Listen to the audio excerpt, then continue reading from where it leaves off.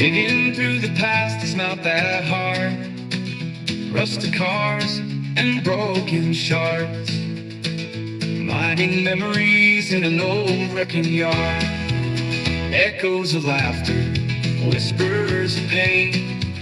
Time stands still, but the memories remain in this graveyard of Welcome to the Wrecking Yard. I'm Jerry Wayne Longmire, and y'all are presumably still y'all. All are welcome here in the Church of Internal Combustion. We just ask that you show up with an open heart. It's exciting. Here we are in season 3. All right? Who saw that coming? I wasn't sure how many of these I was going to do. And then, you know, a year and a half later, we're trucking on into season 3. It's been a busy week. I'm recording this on Wednesday because I got to go out of town at the end of the week. I'm going to Chicago Saturday, and Friday my kids got a music performance, so I got stuff going on all day Friday, and tomorrow I'm mostly running around promoting the Chicago show, which I'm happy to say I think it's going to be great. We've got a good number of tickets sold already, and the number keeps climbing, so I'm real excited about that. But I also got to spend some time tomorrow. I condensed the first. So I'm doing a weird thing for the Chicago show because I didn't get to tour up there when I was getting ready to film the Wrecking Yard, my first special. So I thought, man, here's what I'll do is I'm going to do, instead of hiring an opener, I'm going to be my own opener. I'm going to go out and I'm going to do a 30-minute condensed version of the Wrecking Yard. Just the high points. And then I'm going to close it up by doing my new hour. That's called The Tipping Point. And we're going to be filming that in spring. So I'm really excited about it. You notice there's some changes here in the Wrecking Yard. Those of you that are watching and not just listening, but we did a little redecorate. Got my Castro sign in there, and we formed us a little sticker wall. Some of the stickers you guys send me over here on my door. Of course, St. Dale's back up there to watching over us, make sure we act right. Dale Sr. and Lee Iacocca are two of the patron saints of the Wrecking Yard. Harley Earl also in the sainthood here for us. Man, I'm excited. I took a week off and took care of some things. Fixed my lawnmower. Tore the engine down. Ready to put a cam in it. I thought it needed a cam. Tore the engine down. It wasn't cam. It was just real bad vapor lock. But it turns out the carb was just dumping fuel. And plug was so carbon fouled it wasn't even funny. Anyways, I got the carb straightened out. Got tightened a little tight on the valve lash, just didn't need much. It was pretty close to 3,000ths already. I just little quarter turn on each set of valves, or your intake and exhaust valve. And boy, old John Deere running like a champ again. Old Briggs and Stratton's gonna be all right, I guess. At least until we completely crater the bottom end on that engine, which I hear they're notorious for. Boy, that is not a very good coaster. It's just soaking up moisture. I got my little whiskey here. Having me a little whiskey this evening. This is man, we were dealing with some people. Somebody tried to, hey, I could be wrong, but I felt like they pulled an old trick. This is like an old entertainment deal. People go out and contact the entertainer and talk to you about booking you and start working on a price, talking about that kind of stuff. And then they'll go quiet. They'll ghost you. They'll go quiet on you. But they'll watch your calendar, make sure you don't book nothing else. And then a couple weeks or a week before that thing they want you to do, they'll come back with some lowball offer. And I just had somebody do that to me, and I saw it coming a mile away. And I told management, I was like, tell them to get wrecked, which she will not. She will find a very polite way to say we're not interested. But boy, I saw it. It was funny because I predicted it when we first started talking about this event and doing this stuff. I told me, I go, no, man, I know this. I seen this. They're like, oh, we hadn't heard back from them. No, you're not going to. You know, I've been through this before. It's usually old rednecks and shit that try to pull that crap on you.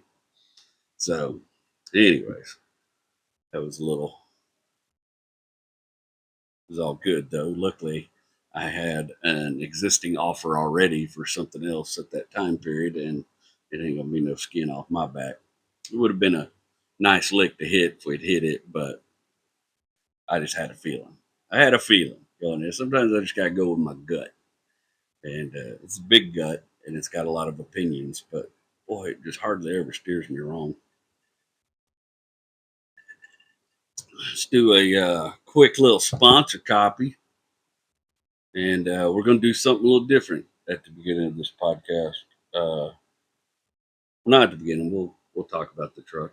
The truck I selected today is a 2000 3/4 ton GMT 800 GMC. It's one my father-in-law owned the entire time I knew him. I met him, and I only knew him about a decade. But in that decade, he shaped a good deal of who I am. But I only knew him really about 10 years. And this was a difficult one to go through because it wasn't all good. You know, sometimes father-in-laws and son-in-laws, boy, it is. Sometimes they go together like peanut butter and asphalt. They just don't mix. And we were two very different people, but I'm excited to talk about him. For all our differences, he was very, very special to me. And looking forward to getting into that. Anyway, let's do some sponsor copy here. This season of the Wrecking Yard is proudly brought to you by absolutely nobody. That's right, church. We're sponsor free, which means right now this whole production is powered entirely by black coffee, stubbornness, and a portable AC unit. But listen, if you got a brand or business or just a rich uncle with a guilty conscience, we got room at the table for you. Slide on in, sponsor the yard, and let's tell the world you got better taste than your competitors. That's it for that. We're keeping it short and sweet in season 3, baby.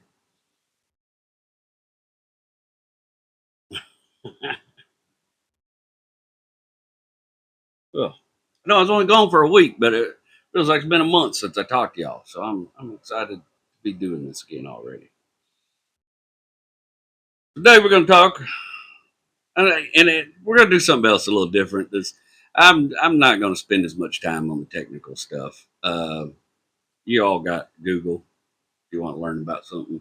And to be honest, there are far better, far more knowledgeable men than me and people than me doing car spec stuff on the internet. And you should probably go listen to one of them for that kind of stuff. I'm very opinionated about vehicles, and I let my emotions get in the way. Birth of a platform. By the late 90s, GM was sweating. Dodge had just dropped that Ram with the Peterbilt cosplay front end. Ford was selling F-Series trucks like funnel cakes at the county fair. And meanwhile, GM was still riding the old GMT 400. Good truck, but it was looking like your uncle's wardrobe. Reliable, yes. Stylish, no. So in 99, they pulled the tarp off the GMT 800. Brand new bones, brand new guts, brand new face. This wasn't a facelift. It was GM throwing a whole new paradise and praying they didn't roll snake eyes. Frame was fully boxed, stiffer, stronger, less flex than the old one. The kind of backbone you want when you're dragging a cattle trailer or hitting potholes big enough to qualify as swimming hole. Up front, they went with the independent torsion bars, which means you could drive it to work without rattling the fillings out of your motors. Out back, they kept solid axle and leaf springs because Let's be honest, leaf springs are like duct tape. Ugly, but they'll hold the whole damn world together. And under the hood, that's where the legend got born. The LS-based Vortex come out of nowhere. 4.8, the 5.3, the 6.0. And also that big-ass 8.1, if you're the kind of dude that was like, gas mileage? Never heard of her. Those motors earned reputations. The 5.3 especially. Y'all have heard me gush poetic about a 5.3. It'll run forever if you give it oil changes and the occasional pep talk. And every once in a while, a water pump. Jim rounded the corners off, especially compared to the old square rigs. Some folks loved it. Some said it looked too soft. But it was a church. It was a truck you could drive to work and park at church without anybody asking if you were moonlighting as a ranch hand. The interiors got civilized. Cup holders that held actual cups, not just a loose Dr. Pepper can. Dashboards you could read without a miner's helmet. And if you sprung for the leather, it wasn't vinyl and drag anymore. It was damn near Cadillac leather. And then there was the Avalanche. God help us. Jim said, what if we made a truck with commitment issues? It had that mid-gate you could fold down to turn it into a pickup. Great in theory, but it looked a little like a Tonka toy got left too close to a campfire. Still, it carved out its own little cult following. Probably the same people who like sports. I say that. I kind of like them too. But the platform carried everything. Silverado, Sierra, Tahoe, Suburban, Yukon, Cadillac, Escalade. The Escalade especially, it went from grandpa's car to every rapper's driveway. And we've talked about that. If you saw spinners and a TV and the headrest in 2002, odds are you were looking at a GMT 800 Cadillac Escalade. And then in 2001, the heavy-duty trucks arrived with Duramax diesel paired to the Allison transmission. That was like peanut butter, meat, and jelly. If peanut butter could tow a house, and jelly was rated for 500,000 miles. LB7 can still kiss every bit of my ass.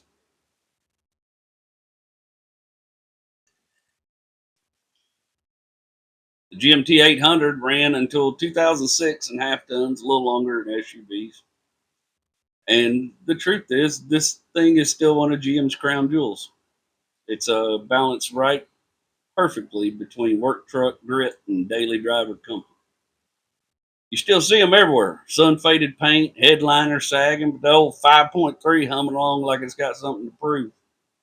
They outlast the warranty, the bank note, and sometimes the man that bought it. That's how you know GM nailed it. And that's all we're going to talk about as far as the technical side of this truck. That's enough.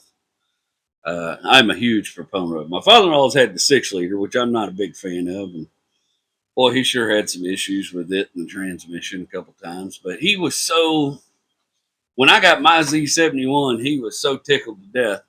He was like, fella, you don't realize, he called me fella, always. Fella, you don't realize, General Motors spent 10 years designing this truck. They spent a decade putting this truck together. They went around and talked to mechanics, and they talked to body men. They talked to people that were in the truck market to see what people were asking for. They looked at what Ford and Dodge was selling. It was it's a well-designed, my little GMT 800 one, if not, it absolutely is the best little pickup I ever owned in my life. I still kick myself for selling it. It was a fine little machine. My second, my 3/4 ton Duramax diesel, I hope that truck is at the bottom of a lake filled with every rock Sisyphus rolled up that freaking hill. Piss on that truck in that LB7. But that little 5.3 Z71 half ton, I worked the hell out of that truck. My father-in-law, Ken, he had this truck when I met him. And his was clean. It was perfect. He had also, like, he was a music guy. And he had gone throughout this truck and put deadening, whatever that insulation stuff is in the doors and under the floor mat, under the carpet, up in the above the headliner. A truck. He had a nice speaker set up. He had gone some aftermarket speakers. That truck thumped. He liked his music clear and he liked it loud. He was an interesting guy. Before I spend a whole lot of time talking about him, we're going to do something a little different today. My my wife recorded something for y'all because I really wanted her to talk about him a little bit, and she said, "Well," she goes, "I'll write something and I'll record it, and we're going to listen to that right now." So this is my lovely wife, Rachel Carr, telling you a little something about her dad.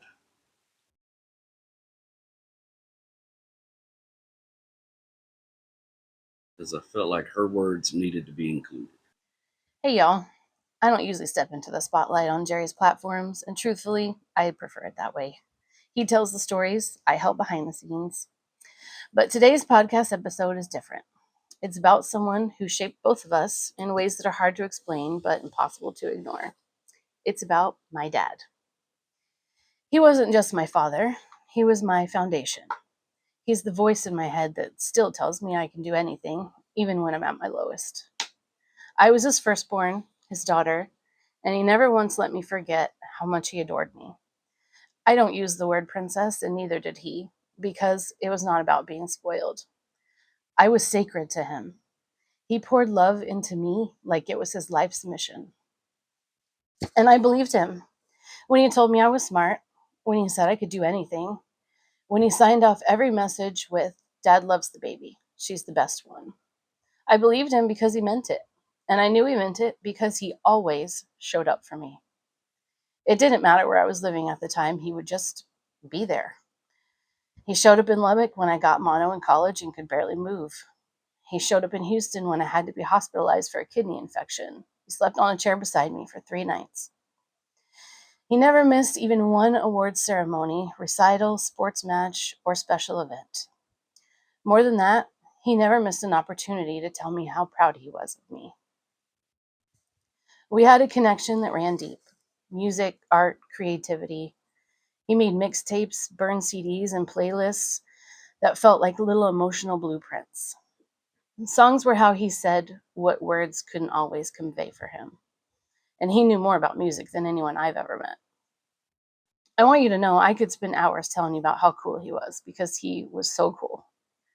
He was a real life rodeo cowboy, went to high school with Billy Gibbons, partied in River Oaks with the Bushes. Yes, those Bushes. Was on the flight crew for the Goodyear Blimp in Houston, did beautiful leather work, was a legitimate dog whisperer, and he even smoked a little grass with Jerry and I on the back porch from time to time. But those are not the things he wanted to be remembered for. He wanted to be remembered as a man who loved his family more than anything. And he did. He was silly and fun. He sang with his whole heart, danced and played and laughed. Oh, how we laughed. It's really because of him that I love comedy. We watch more comedy specials before I hit the age of 17 than most adults do in their entire life. We love to joke and rib each other, and unlike my mother, he beamed with pride and admiration as my sarcasm skills blossomed into something downright operatic in my teen years. So when I took the job as operations manager at Houston's Laugh Stop, it felt like a dream, and he was the first person I called. He came to many shows during my tenure there, and of course, that's where he first met Jerry, before Jerry and I were really even friends yet. And this is where Jerry's part of the story begins. It's funny how things work out, right? Every child deserves a parent like the one I had. And every day, I try to parent our kids the way he parented me, with presence, with joy, with marvel at their individuality, and with total belief in who they are. And of course, with the unwavering, unconditional love and support they deserve. The truth is, I'll miss him for the rest of my life. But I'll always carry the love he gave me. It's still here, still guiding me. Thanks for letting us tell you about him.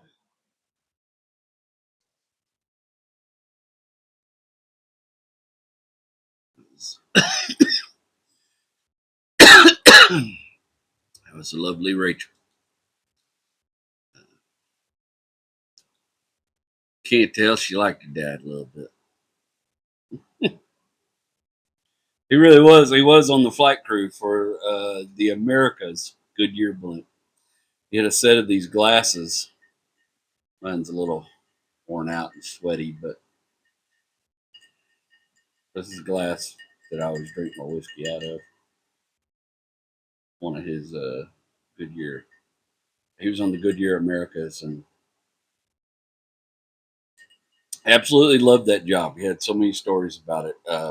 He took Jerry. Everybody wanted to ride in a blimp, so when they went to places, always the local celebrities was trying to figure out how to score themselves a ride on the blimp. He said they was in Memphis and old Jerry Lee Lewis saw them in their flight suits, had to come talk. How do I get on that blimp? They told him who he needed to talk to. Of course, Jerry Lee marched over there and had himself a conversation. Before they knew it, they was on the blimp soaring above Memphis. Jerry Lee looking down on his little defunct kingdom. Hell, he could probably see all the way to Disgraceland from there. And he had a pistol in his pocket the whole time. Nobody knew till they got up in the air. Old man had a pistol in his pocket. Whooped it out to show everybody. Said he was kind of a hoot. I first met Ken when Rachel was hired on at the club. I was just on all the shows back then. I was the club MC. I was featuring for people. I was there every week. And Pop, as I come to call him, Pop dug my sense of humor. He always liked it when I was on the show. Got a little moth here, so he always liked it when I was on the show. And he would hang out. I hung out many times after shows, talking to him, and occasionally Rachel's brother would be there. I always enjoyed his presence. He always had good questions. He was always interested, and he was funny. The dude was funny. Sorry, man, my allergies is killing me. The dude was funny. He had plenty of jokes. He'd get a laugh. He had a great sense of humor. He was always looking cut up about something. In the early days when I met him, I just knew him as Rachel's dad. Rachel had a boyfriend at the time, and so I wasn't trying to, it's not my type of shit. So me and her were just kind of becoming friends, We just knew each other through work, and he was always good to me. He was always cool. I always made sure to come up after the show, talk to me every time he was there. We'd sit there and have a beer together and tell stories about old Houston. Both of us had a little bit of old Houston knowledge. Him much older than me.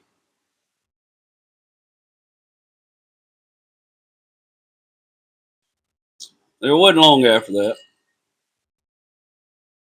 Well, it was. I knew him probably a year or so before me and Rachel dated. Me and Rachel had known each other a couple of years by the time we started dating. Time I made my move finally and got off my ass and went after her the right way.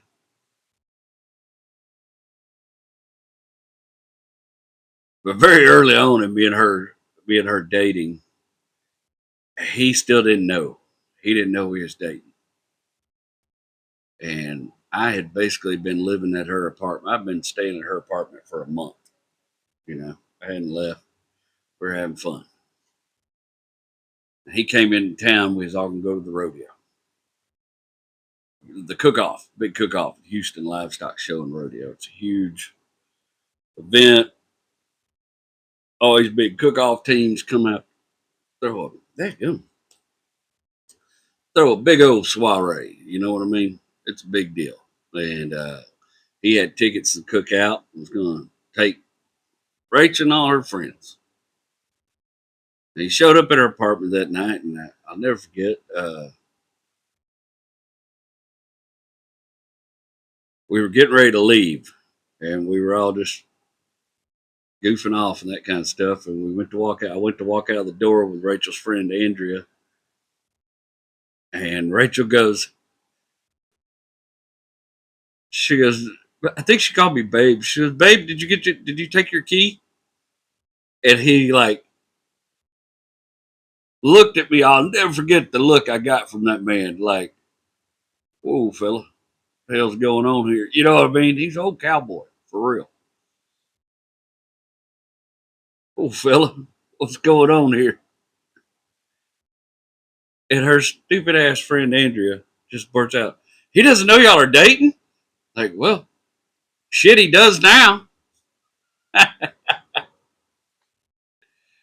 And then I got drunk at the damn cook off and told him all about my love for his daughter. And then y'all have heard that story. We went to Sherlock's and Rachel and Andrea got a little drunk and tried to recreate the scene from the Alamo where they lost.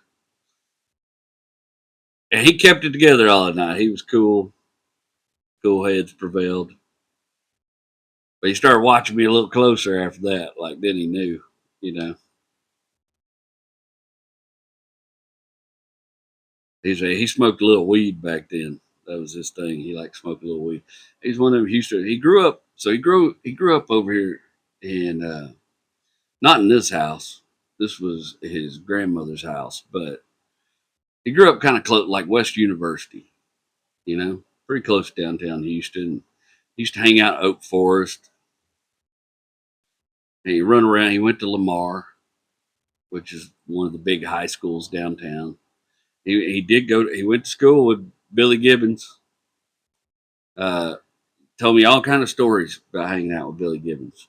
You know, Billy Gibbons had like I think it was a '56 Ford truck back then that he was always working on and building. He's always been a hot rod guy, and they would hang out at one of their friends' house in River Oaks and work on Billy's truck, and Billy would get his guitars out. And in fact, he told me, so Billy's first band was called the Moving Sidewalks before he formed ZZ Top. And the Moving Sidewalk played Pop's high school prom. They were the band at the high school prom. Billy Gibbons and the Moving Sidewalks, which that's cool as shit, you know.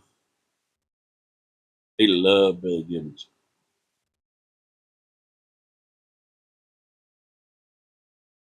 But he did. He grew up right here in Houston. He got into rodeo. He was a steer wrestler. He was a hell of a good steer wrestler. Took a bad tumble, broke his back in a bunch of places, damn near ruined him. He had to go through all kind of crap to get his back, and it plagued him the rest of his life. He was on Celebrex for God knows how many years, you know, and that's one of those ones now they tell you to stay away from because it causes heart problems and all kind of other stuff. But it's the only thing that gave him any relief.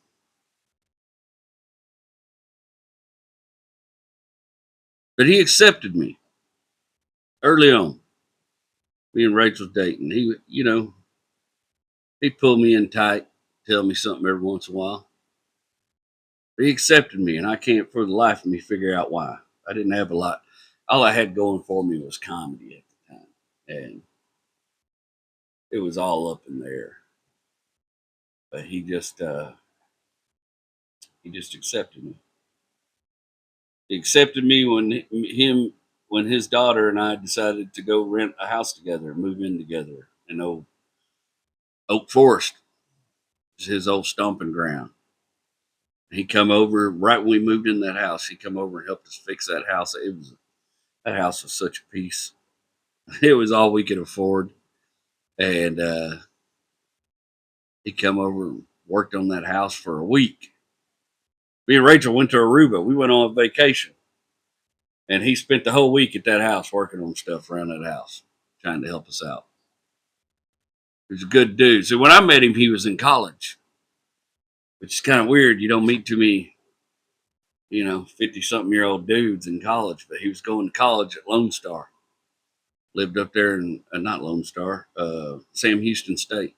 Lived up there in Huntsville. Had a little trailer house off campus he was renting, a nice little place. And what had happened is his father, Raymond, died of dementia. I talked to y'all a little bit about that, but his father died of dementia, and they found out the nursing home was mistreating him, and Ken and his brother and his mother sued that nursing home and won. And they got him about, I think Ken got him about $250,000 out of that. He was going to college. Coincidentally, at the same time, Rachel's younger brother was also going to college at Sam Houston. And that's when that kid started really getting in trouble and things started going downhill for him. And we'll get to that in a little bit.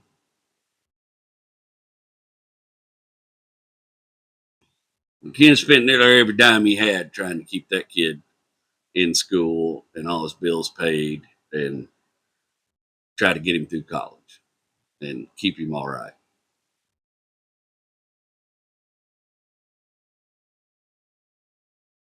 He did. He could have been, I mean, $250,000 ain't a shit ton of money, but you could set yourself up pretty well for it. But he worked so hard trying to protect that kid and keep that kid on the right path that kid went down a dark path. You know, we still don't have a lot to do with him today because the way he behaves and the way he treats his sister. I finally decided I wasn't going to be able to talk to that kid anymore because I was going to end up hurting. Because I don't give a shit if she's your sister. She's my wife, bro. And you're not going to raise hands at her and holler at her and all that kind of stuff. I can't figure it out, to be honest with you. Ken was so respectful he was a cowboy. He was a real live hippie cowboy, but he was not a disrespectful man. He was not a loud man. He was very quiet spoken. I don't know how his other kid became the way it did. I really don't. It just blows my mind. Well, I do know. There's a dirty doctor giving away meth to people, basically. We had a good time in that Althea house. He spent a lot of time there with us. He was living in Huntsville at the time, but Dylan finished college. He finished college. And he was going to go start looking for a job. And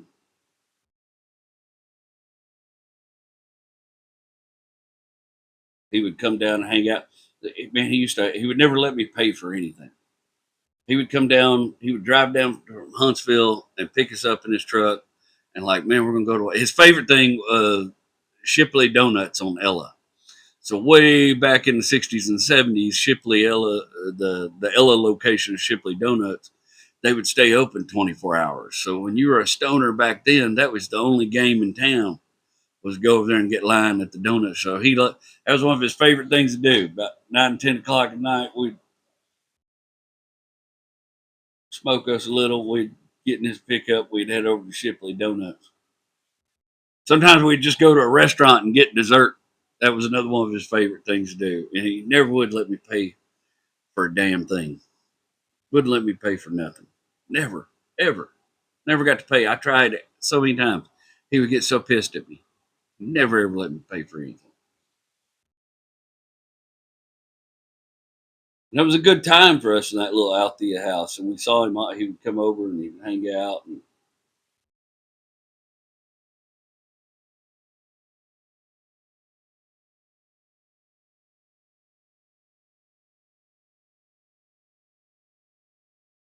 it's that's what a lot of where I was doing my growing up, learning how to be a man. You know, I mean, I knew some things, but I hadn't put them into practice. I was living with a woman, having learned what that's like for a real, like long-term commitment. And he was dropping little bits of truth on me here and there, you know. Sure, some of you guys have heard my story about him and the Adderall pill that time. That was in the early days working on the house. What had happened was Dylan was having trouble at school, and Dylan goes over and sees this psychiatrist in frickin' Midland, this junk doctor named Dr. Ben Hinkins. He's had a stroke since then, thankfully, because I used to spend a lot of time thinking about catching this doctor in a dark alleyway and just putting an ass whooping on him for the damage he did to Rachel's family. But he started prescribing her little brother a bunch of Adderall.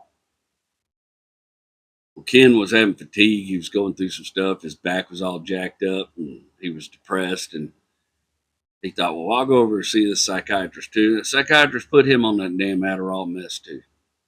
And that shit's basically just speed. I don't care. You frame it any way you want it. I don't think there's a lot of good in it. I've known doctors that got through med school using the mess, and even they'll tell you, man, I wish I hadn't messed with it because that thing is will get you. And it did. It got Dylan. It got Rachel's little brother. It triggered schizophrenia, and he went off the deep end, hearing voices and stuff. And Ken did everything he could in his power to try to stop it from happening and help that kid. They spent money on doctors, spent money on psychologists, just everything, preachers, anybody could help that kid. And he kept it all to himself while he's doing it. He didn't complain about it. He didn't complain about him.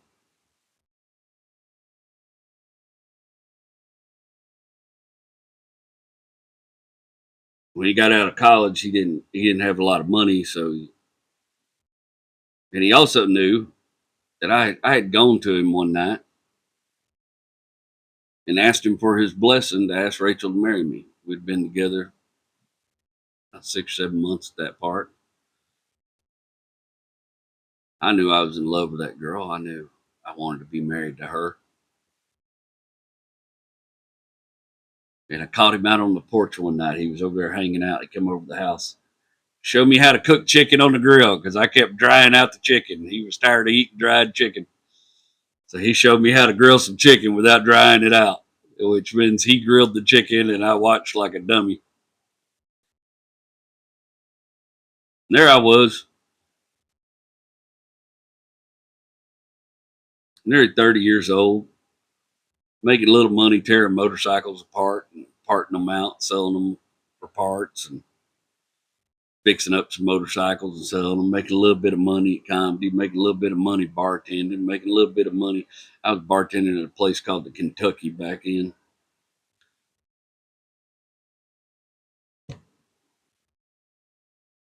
And I went to him like a man because I knew how important he was to Rachel. And I asked him for his blessing to ask Rachel to marry me. And he gave it. And it always surprised me. I was just sure he was going to tell me, I don't think it's a good idea, fella. I think you need to get a little more stability, things like that. But he didn't. To his credit, he knew how much his daughter loved me. And he knew his daughter well enough to know that she's probably going to do what she wanted anyways, whether he agreed to it or not.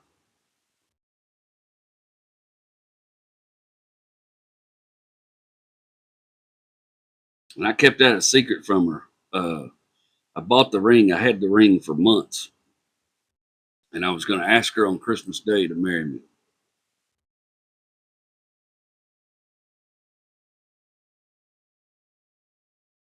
That was the whole plan. I was going to ask her on Christmas Day to marry me because I wasn't very original at the time. We were gearing up. Christmas was coming along, and things weren't going great for him. He went and stayed with his mom and his brother here at this house. But him and his brother just couldn't get along. Him and Jerry were just as different as two souls could be, and they couldn't get along. And Jerry had been the man of the house here for a while and was the older brother and wanted to make sure Ken knew that. And they were just at each other's throat. Couldn't hardly get along. Rachel was upset. It was Christmas Eve. She was upset, and she was like, I don't know why he just doesn't come over here and hang out with us. Well, I knew why. He didn't come over here and hang out with us because he knew I was going to propose to her in the morning, and he wanted to let us have that moment. She's telling me all this. She'd been on the phone with him. She was upset. And we had went to KFC and got some chicken. She was holding this box of KFC chicken. And I ran off the bedroom and I snatched that ring and I run right in there on December 24th and got down on one knee in the kitchen there while she was holding a box of chicken and asked that girl to marry me. And she immediately said yes. And so and after we got over the little excitement, I said, now call your dad. Because the only reason he's not coming over is he thought I was doing this tomorrow. Call your dad, tell him to come over. And he came over and he spent that Christmas with us. And we had an extra room at the time when we ended up just inviting him to stay there, just move in for a little while until he got him a job. And he had his fresh college degree. He felt like he had been held back a lot in life because he didn't finish college the first time, and he hoped that having that degree was going to help him out some.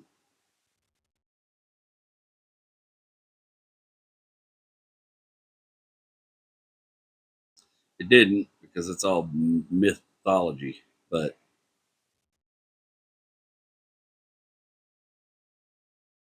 problem is when you're that age, employers take a different look at you, and it's like, how much of a liability is this guy? Is he going to have health problems? He's already in his late 50s. You know, how long is he even going to be with us? That kind of stuff. It's ageism. Happens all the time.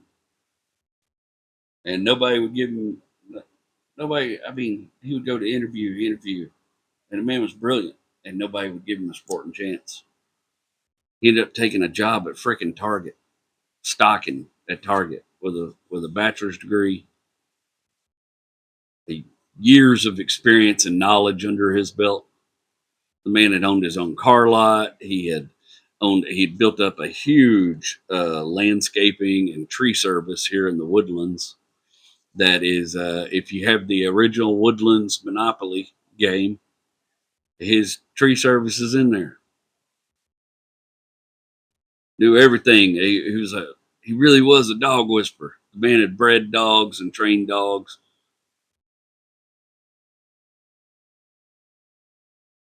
By the time he come to live with us, we already had a dog he had trained. He had trained this little old dog named Tina, this little old Jack Russell. And he had bought her as a puppy and trained her and then gave her to Rachel one night while she was visiting him in Huntsville. I'll never forget, she brought that dog home that night and she was so excited. She called me on the phone on the way. She said, I got a big surprise. I was like, hell yeah. So I thought Poppy either gave her some good weed or it was going to be a sexy surprise when she got home. And then she walked in carrying this dog and this dog carrier. And I was so bad. I didn't want no damn dog. I don't want no damn dog. I don't like dogs. They don't live long enough. They just hurt you. And she come with that dog. Boy, I didn't want nothing to do with that dog. 3 days later, that dog was in the shop with me every chance she got. Y'all have heard me talk a little bit about her. Back when that dog died, I was mad all over again. 13 years ago, I told you I didn't want no dog, and now I'm heartbroken over that little old dog.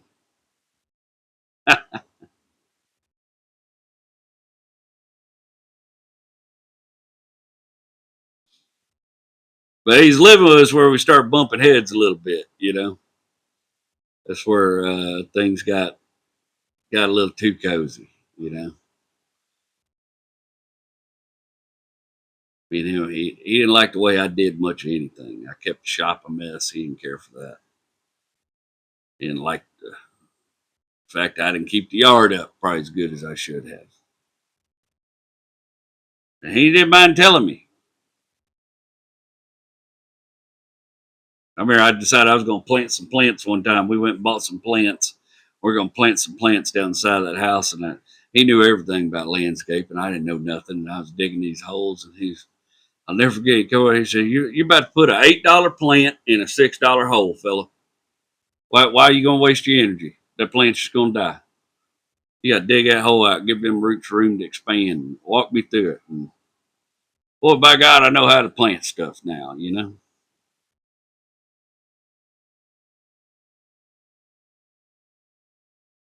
I went out and sprayed weed killer on the lawn one day and I accidentally sprayed some on his truck. Boy, I thought he was going to come unglued.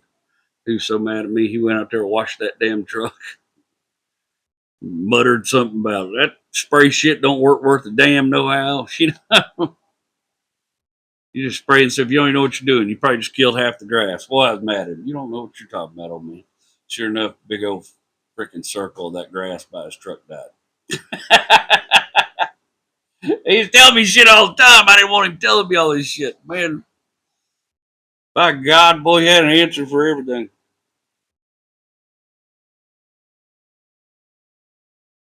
Always.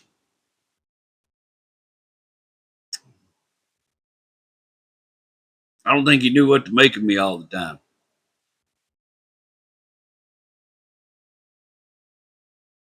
But we had a lot of good times, man. He took us one night. We all went and saw Robin Trower and Jack Bruce live. It was cool as shit, man.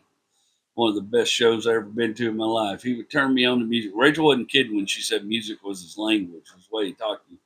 He would give me mix CDs, man, that had music I still listen to and think, I can't hear two notes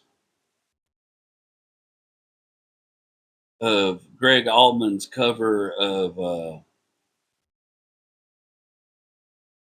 Quarter Time. Mm-hmm. I can't remember the name of the song right now. I can't hear two notes. It's a Jackson Brown song that Greg Allman covered. Count the time in quarter tones, my friend. I might have to listen to that tonight. I might remember what it was. There's all kind of. He had a whole. He found out I liked Jethro Tull, but I didn't know any of Jethro Tull's early music. So he made me a CD of all his favorites of the early Jethro Tull. He turned. I was a surface level ZZ Top fan when I met this man, and he turned me on to old Billy, bluesy Billy, Blue Jean Blues, the good stuff, and really made. I'm one of the biggest fans of Reverend Willie G you ever meet in your life. I'm hoping hell I get to meet that fool one day, just so I can talk to him all about Ken. See if I know he remembers him. They had too much time growing up together. He turned me on.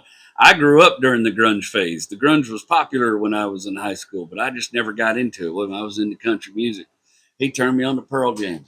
I was not a Pearl Jam guy until he turned me on to Pearl Jam. He bought us tickets so we could go see ZZ Top at the Rodeo. Like I've seen ZZ Top so many times, and about half of them was because of him. You know, I'd seen him when I was younger with Uncle Bobby. Uncle Bobby was infatuated with him.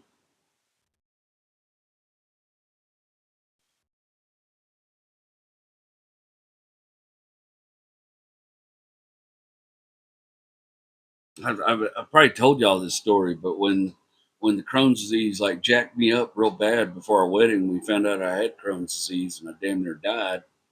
Uh, and was in so much pain and screwed up, and I got out of the hospital and they put me on one drug, and that drug made my kidney shut down, and so we had to switch to another drug, and that drug was I forgot what it was making something else not work in me. And then they put me on the last drug they put me on. I was fatigued so bad I couldn't even hardly get up, go to the bathroom. It took me like 15, 20 minutes. I was miserable. I wasn't eating. My hair was falling out. My fingernails were turning to paper. That shit was trying to kill me. And doctors, nothing they were coming up with was helping. And I remember he said one night, he said, I got something to make you want to eat, fella. And he rolled us up a big old joint. And we smoked that joint right there in the living room. Big old hog leg of a J. And Rachel Stills, she's like, I remember she was so happy because I looked up at her and said, can I have a peanut butter and jelly sandwich? And she made me about three of them. I wolfed them down. 4 days later, I was back at work doing construction.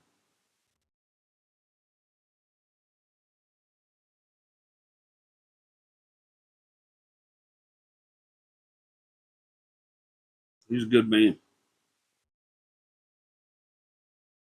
I think about him in most things I do nowadays.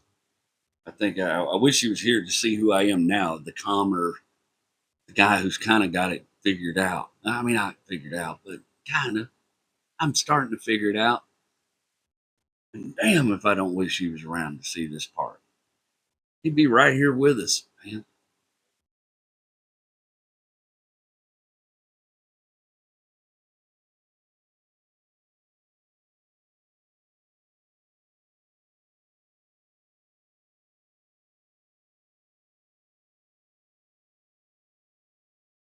One of the first times I went to see him in Huntsville, Rachel was like, "Hey, we're gonna go visit my dad tonight," and we get up there, and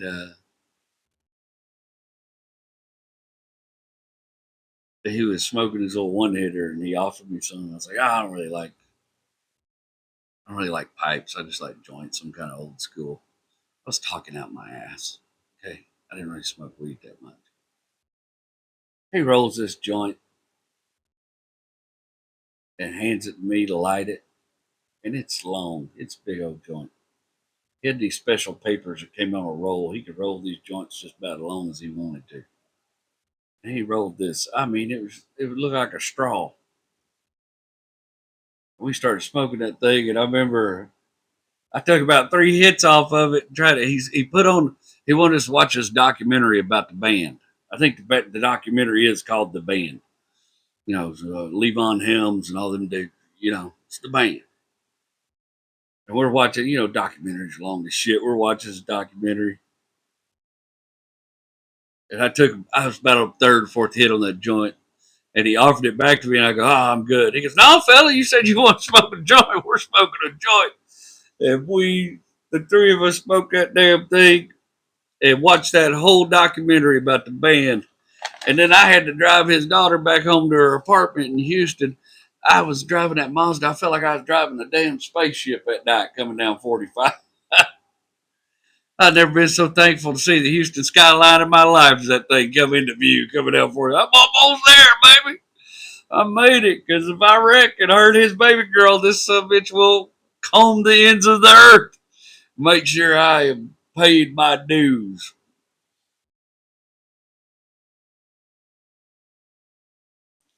He lived with us for a little while there in that little house, and we had bumping heads a little too much. He decided he was going to go do something else, and he was also he wanted to come back. So him and Rachel's mom had moved out to Midland for her job. He had this thriving business here, all this stuff, but she got offered this really good promotion in the oil industry, and she didn't really give him a lot of options. We got to take this job. We're going to go out there and do this. And he had a rough time when they got out there to Midland, because he didn't have, his friends and his connections and all that stuff. And he struggled. And then the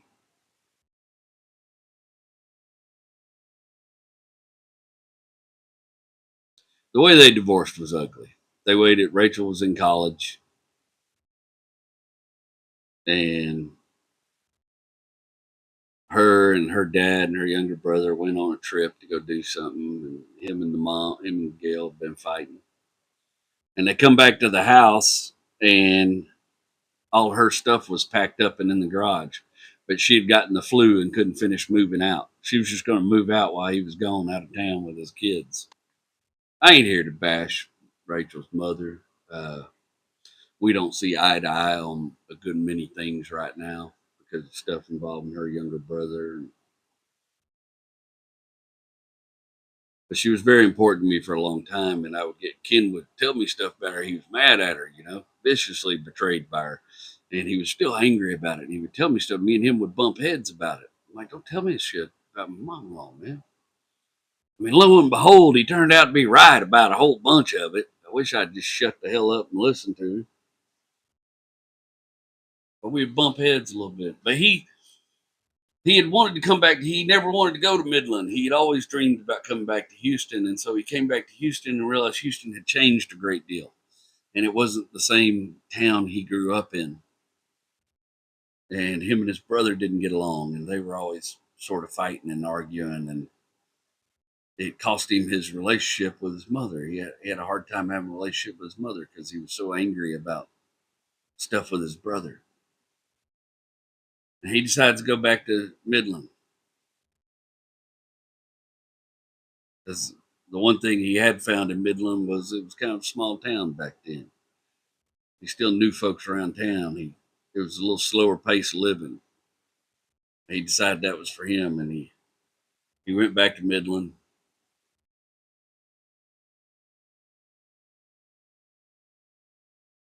Not too long before we got married.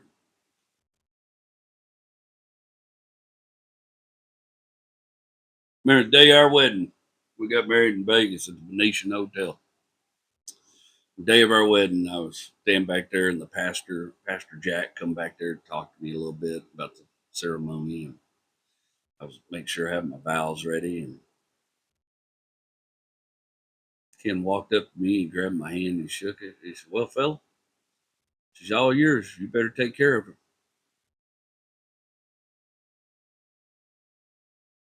And then he went and walked his daughter down the aisle to meet me, marry me. He never gave me a lot of judgment. I mean, he would correct me and stuff like that, but I'm sad that we bumped heads as much as we did, especially towards the end.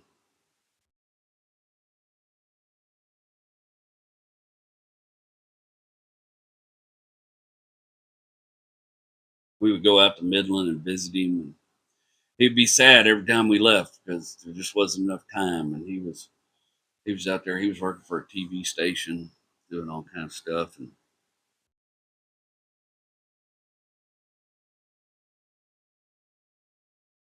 he came when both our babies were born. Spent time at the house with us. Spent time welcoming those babies in the world. He loved them grandbabies. Him and little Noah, boy, they had a bond. Even though that kid was just a little squirt, boy, they had a bond. He was tickled at everything that kid did. Love that little Junie.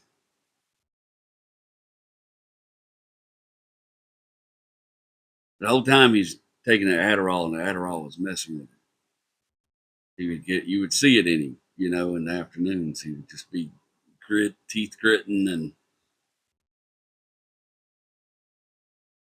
he always felt like he wasn't doing enough or he didn't have enough, and he was frustrated with life. There's a lot of men can become. It's real easy. I've been there. It's really easy to get into that mode.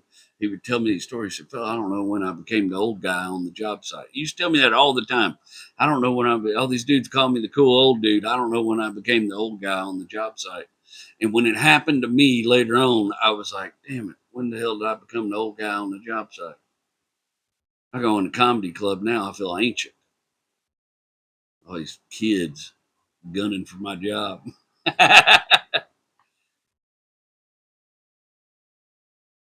All that time, me and Rachel kept persevering. We moved up to Spring. I started the business.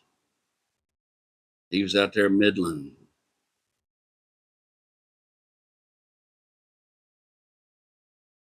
He had a couple different things he did, and he'd come visit us every once in a while for the holidays, whatever. We'd kind of switch out between hanging out with mom and him on the holidays.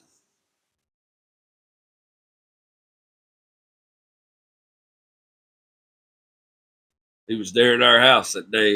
Me and my dad almost come blows in the driveway. The day I whooped the shit out of all them Christmas lights. And he told me then, he said, "Man, if something's making you feel like that, you got to cut it out of your life. It's going to make you sick. It's going to ruin your health."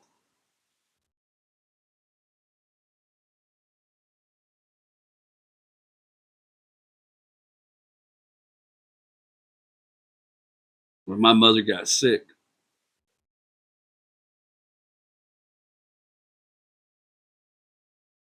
and it just kept getting worse and worse, he would call and he would ask to talk to me. And his whole message was love. You got to be strong for your mom, fella. It sounds like your dad and your sister ain't. You got to be strong for your mom. You got to let her know you're okay no matter what's happening to her. She can't be this sick and not think you're okay, fella. You gotta put on a stiff upper lip. You gotta let your mama know you're all right. And he'd been feeling bad. He'd been having. This is off in January. Rachel's birthday is January 21st. It was coming up on her birthday, and my mom had been in a coma for a day at that point, and he was real sick. And he had been talking to Rachel. He's feeling real bad, and she's like, "Dad, I want you to go to the hospital."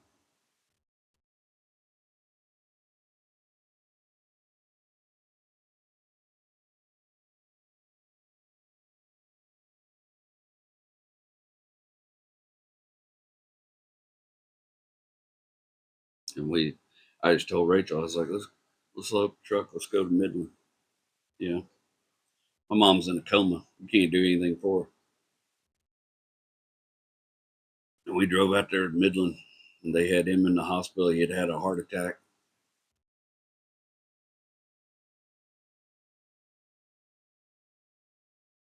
They put a stent in him,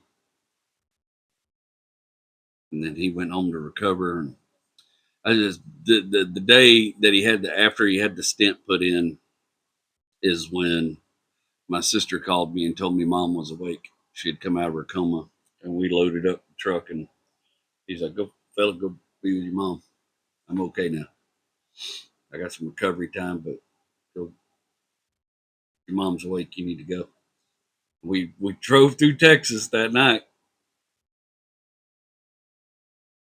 get there and have that last day we had with my mother, where she was awake and conscious. And we took the kids over to see her, and he just told me, he said, "Go, go." I can't tell y'all everything about the man, but he sure meant the world to me, even when we was fighting and arguing.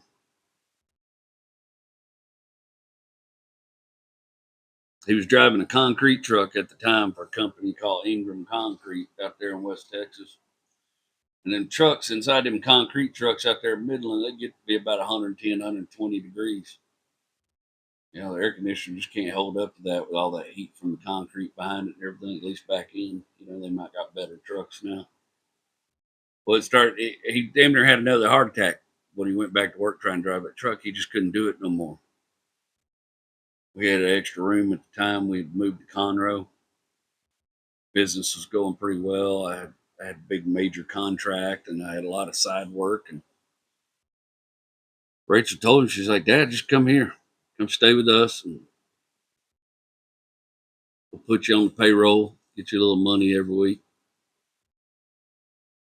You can just go up there a couple of days so I can focus on other things and hang out the maintenance shack." And this is where, boy, we started bumping heads because he thought I should be running my business a different way. But also, he would not, he was just supposed to take a break. He was just supposed to take a break. The man, just like most of us, he'd know how to take a break. So he'd get up there and he'd overwork himself and he'd get all hot and feeling bad and stuff. And I'd be like, "Pop, why are you doing it? You don't need to do all this." And we had a big fight, man. At that time, I was running that whole property, and I was the face on the property. I was the one that had to talk to all the residents and deal with them. And because the people I worked for didn't generally fix a whole lot of things or have the budget to, or claim they didn't have the budget to, I was the guy who had to explain why things didn't get fixed or put people off. And he got real frustrated. He quit talking to me for about a couple of days. He was just mad as hell at me. I couldn't figure it out. And it was Memorial Day, and I just wanted him to hang out with me and the family. I wanted him to hang out with us and the kids and have a good time. But he was just pissed off, wouldn't hardly talk to me. And he wasn't a confrontational guy. And I just I just walked up to him in the garage. I go, "Hey, man, are you going to be pissed off at me forever? Or can we just talk about whatever the shit you're mad about and get this out of our system? Because I would really love for you to hang out with your family. It's Memorial Day. We're going to grill some food and have a good time. I'd like you to just enjoy it with us." And he said, he said, "When I tell somebody I'm going to do something, I do something. When I tell somebody I'm going to do something, I do it." And I watch you go around that property and you tell these people all these things you're going to do, and you don't ever do them. I was like, well, I'm not allowed to do them. I don't have the money to do them. But I have to tell them something, put them off. He goes, well, tell them it's not getting done. Be honest with them, fella. Man ought to be able to say, if a man says he's going to do something, man ought to do it. I was like, I don't think you understand my job. He said, well, then you need to find a better job if that's what your job is, because it's going to ruin you. And boy, I was mad at him. But we settled it all. We all had Memorial Day together and hung out.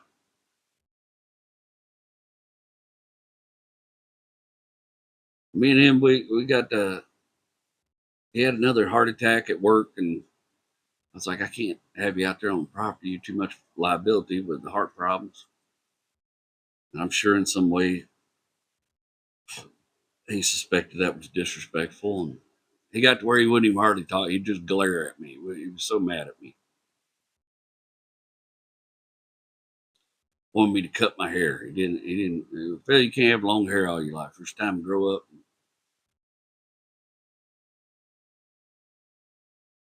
But I found little nuggets of wisdom, all that stuff. Not about the hair, but about.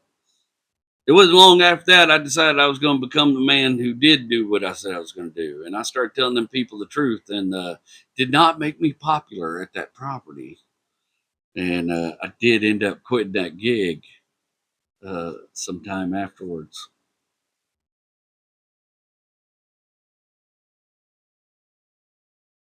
The year he died, actually, I quit that gig. Decided I didn't want to put up with them people anymore. Then I fell off a roof and broke my body all to hell. But he was always, even when he's mad at me, he was giving me lessons. I regret, I regret that that whatever that was, that thumping chest shit we were doing and bumping heads. He ended up moving out. It was too much for Rachel, and him and me arguing all the time. He went up to, he had a buddy in College Station, his buddy Tom that he grew up with that ran all the maintenance out at A&M, and he went up to College Station. He worked for Tom for a little while, and eventually made his way back to Midland. Got him a job with the water company. Found him some good housing.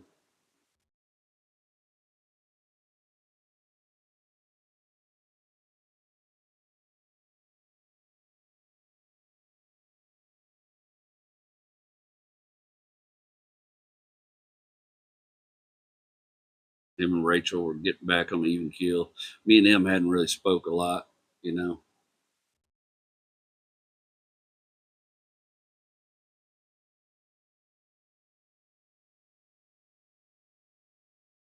We bought the house and we moved, and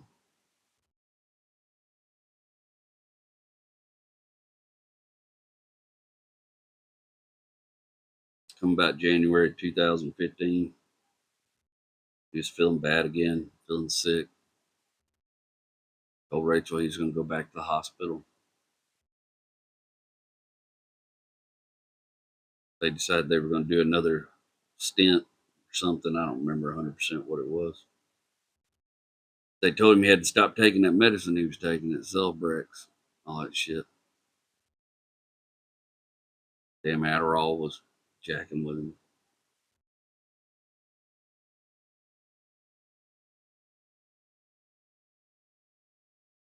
And I couldn't leave work at the time, so Rachel flew out. I took the kids, kept the kids, and Rachel flew out to Midland to be with him while he had his operation, but she had to fly home the next day. And he never woke up from his operation. He had a stroke on the table, and never woke up from the operation. Y'all have heard that story. We lost him that, I believe it was February, early February 2015. And it destroyed my wife. It broke her heart in a million pieces. Pieces that'll never be put. She'll never be the same person again as she was before that happened. She'll never be the same person without him in this world. That kind of loss changes you.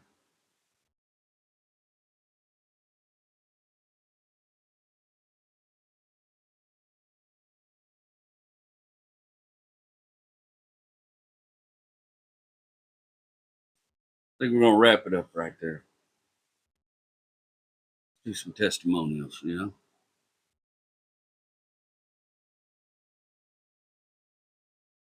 Few testimonials. I got my act together today.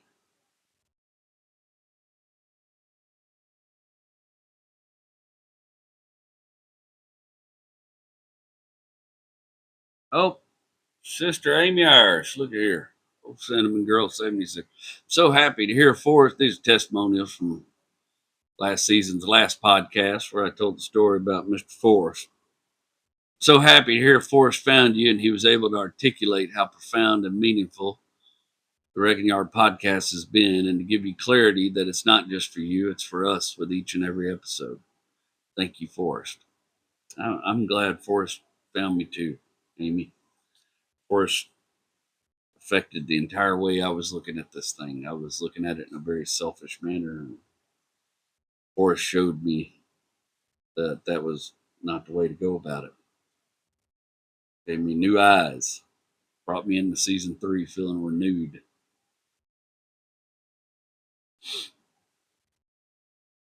At ATX Nomad 698. Hey man, found you through your AC monologue. Just want to say you're an incredible writer and storyteller.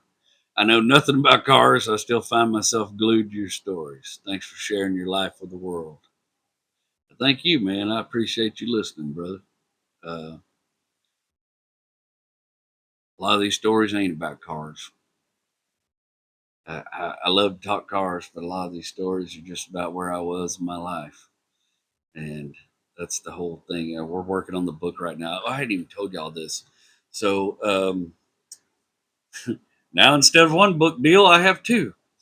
So I had so much from the first podcast that we decided that to cut it. It was at 1,000 pages, and if we cut any more of it, it was just going to be. So we made 2 books, and our publisher's on board with it, and just totally excited about it. And so it looks like it's going to be 2 books now instead of just one. At James Nauman, JW, it's not necessarily the cars that draw me to your podcast as much as it is the life stories you share. I relate so much to your childhood stories. It's almost like you're talking about my childhood in a way. That being said, I'll still be watching your podcast and following you even when you run out of car stories to talk about. Like you, there are certain cars or pickups I can look at and remember a part of my childhood and thought I was the only one that was like that until I found your YouTube channel. My poor wife, I swear, thinks that I've lost my mind because we'll be going somewhere and I see a car or truck and I'll think about a certain memory or era of my childhood or teenage years and go into a long drawn out story with her about that memory and whatever family member owned that type of vehicle. Keep on keeping on, brother. I hope this continues to be a success for you as many years as you're able to do this. You relate to so many people like me that it's almost like we have found another home. That's how I feel about it, anyways. Thank you very much for that. I enjoyed reading that. That's all. I'm just trying to be a little light in the darkness here, folks. I know I'm not splitting the atom. There's better podcasts out there, I'm sure, that y'all could spend your energy and time listening to. But I like thinking, man, if I can just be a positive voice in the dark, then I can be a little light in the dark for people. Maybe they won't struggle as much as I did to find some peace. It took me a long time to find my peace, and it was right in front of me the whole damn time.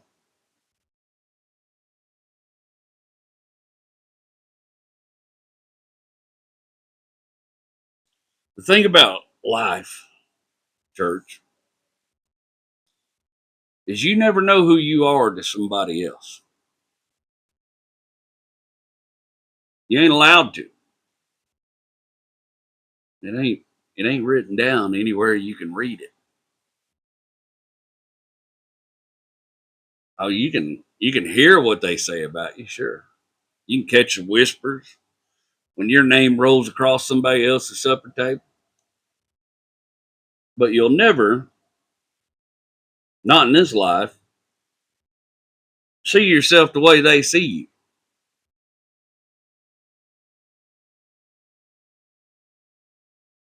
Every man, every woman, every passing soul carries a different version of you in their mind. Hundreds of reflections in 100 cracked mirrors. And somewhere in that swarm of reflections, a whole mess of folks got you figured for nothing but dust and failure. And that's all right. That's all right. Because the truth is, you don't live in everybody. You live in the few. The few who love you. The few who know your name in their marrow and call you by it even when you're stumbling.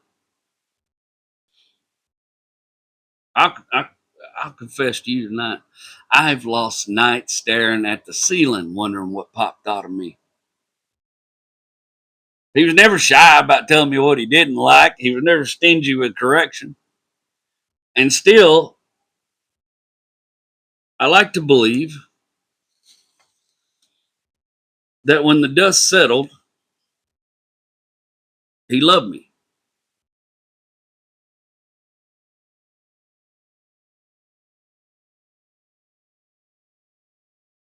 He loved me enough to hand me a blessing, loved me enough to open his hand and place in it the most sacred life he had on this earth. Rachel. Lord have mercy. When I was 30 years old, broke down and bent, more boy than man, more fool than husband, I looked him in the eyes and asked him for that blessing. And I'll tell you plain, he didn't take as long to say yes as I might have had I been the gatekeeper.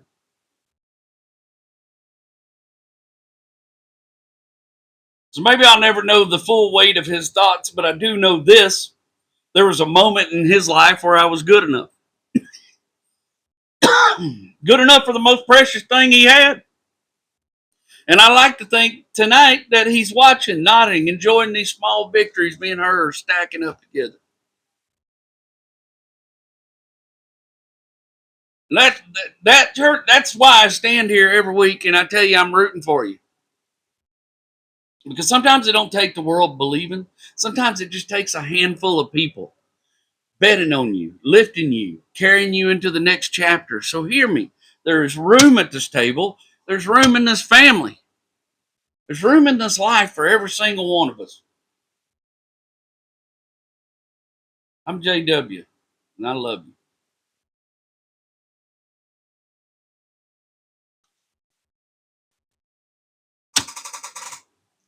These days I sit on the corner. These days, that's the name of the song. These days. These days. Greg Allman covered it. It's a Jackson Brown song. Go listen to it and think about everything you ain't ever done right and then get over that shit.